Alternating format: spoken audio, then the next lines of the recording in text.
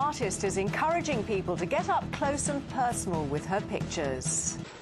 Now look, but don't touch. How often have you heard that when you visit an art gallery or museum?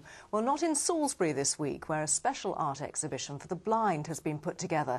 It's the work of Hampshire artist Heather Bowring. Penny Sylvester has the story. Alan Granfield is partially sighted, so he's feeling his way around the canvas. For once he's able to enjoy an art exhibition because he's encouraged to go hands-on. It's unusual to touch something. You've normally got to stand there and look reverentially at a picture, haven't you? But it's nice to go up to one and have a grope of it, really. You can feel it? Yes, I can feel this, yes. And this lot looks and feels a bit like icebergs. Normally when you go to a gallery you're not allowed to feel or touch the exhibits, but in this case you're actively encouraged to do that. Reach out and touch the textures in a particular painting to draw the pictures in your own mind of what you're seeing. And of course for the partially sighted that's a very, very important thing to be able to do. And this is an umbrella. Ah, Could you actually work that shape out, or can you see it enough? I've got a vague impression of this bit, yes. I'm looking for the umbrella. It's a big umbrella.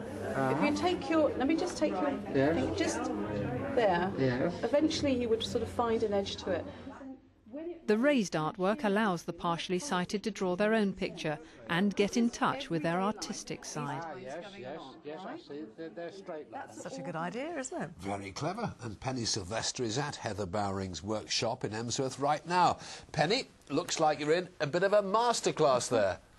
Well, I'm having great fun here. This is gluing and sticking like you remember from school. And actually what Heather uses is sand as one of her base materials, and by throwing sand on top of the glue, it's fairly obvious that once you remove the sand, the excess sand, you're going to get your image as a raised image, so that actually if you felt that, you could feel that it's different, and varnish would go over the top of that. Sand is actually a very, very important material that you use, isn't it, Heather? It certainly is. It helps to create some depth into the painting so that the blind and visually impaired can feel that, yes. But it's not the only material you use. No, There's it lots of others. isn't. No, it isn't. I use this plaster as well. And what I would do is create the outline of the painting with the string, and then as I'm filling in with the plaster, that will eventually dry, and I would sand that off, and as you can see those steps there, that will become pontoon that's going out. What was the inspiration for this work? I met with a group of blind and visually impaired people last year, and I asked them where they went to see and feel art. And an elderly lady said to me, "My dear, we don't go anywhere because you're not allowed to touch." And I felt really saddened by that remark, and since then I've been building up a body of work that can be touched, and to include what is the excluded audience of the blind and visually impaired. Fantastic. Well, Heather, thanks for letting us into your studio, and if you feel like getting your hands on some art, then Salisbury Library for the next 3 weeks is where you can go.